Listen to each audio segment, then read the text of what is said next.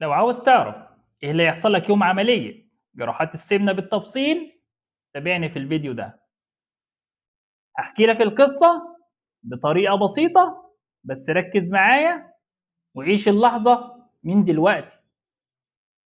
بتنورنا حضرتك في المستشفى اللي اتفقنا عليها قبل العملية بساعة، وبعدين تدخل الريسبشن بتاع المستشفى، هتلاقي في حد مستنيك، تديله بطاقتك، وبعدين بيسجل بياناتك وبياخدك يطلعك غرفتك الخاصة، وبيكون معاك مرافق أو اتنين بالكتير.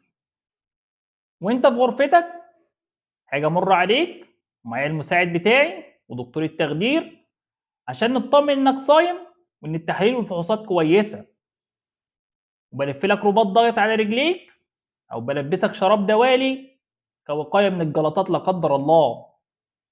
وبعدين بيجي التمريض ياخد العلامات الحيويه بتاعتك ويسجلها، ويدوك حقنه مضاد حيوي في الكانولا كوقايه من اي عدوى.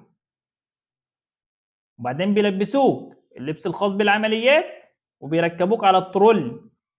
ولو انت متوتر او قلقان ممكن نديك مهدئ عشان ما تحسش بكل ده.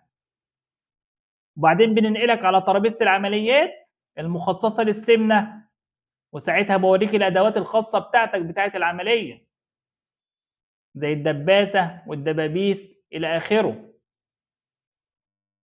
وبعديها دكتور التخدير بيبدأ ينيمك، بيديك ماسك تخدير تشمه لحد لما تنام. وبعد كده بنبدأ خطوات العملية وبسلمك اسطوانة فيها كل ده بعد ما بنخلص إن شاء الله. بنركب درناه مكان العملية وبنسيبها من 24 ل 48 ساعة. وبعد ما بنخلص العملية بنحقن بنج موضعي مكان الجروح وفي تجويف البطن، وبركب لك جهاز ضد الألم، جهاز البي سي اي.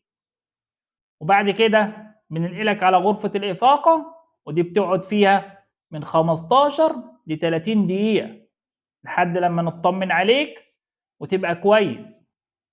وبعد كده بنطلعك الغرفة بتاعتك وبتبقى شبه نايم، وده بيستمر من ساعة لساعتين. بعد كده هاجي امر عليك واشوف علاماتك الحيوية، وبعلمك ازاي تعمل تمارين التنفس عشان ما يبقاش في بلغم في الصدر.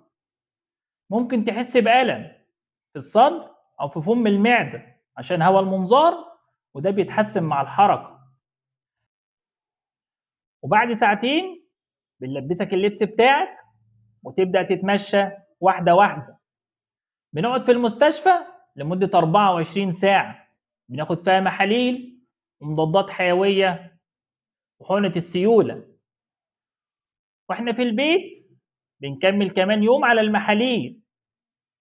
وانت خارج من المستشفى بديك نظام غذائي مكتوب وابعتهولك على الواتساب من ساعة ما تشرب لحد شهرين، وبديك علاجك اللي هتمشي عليه في البيت. وبعد يومين بتنورنا بزيارة تانية في العيادة عشان نطمن عليك ونشيل لك الدرناه ونغير لك على الجروح.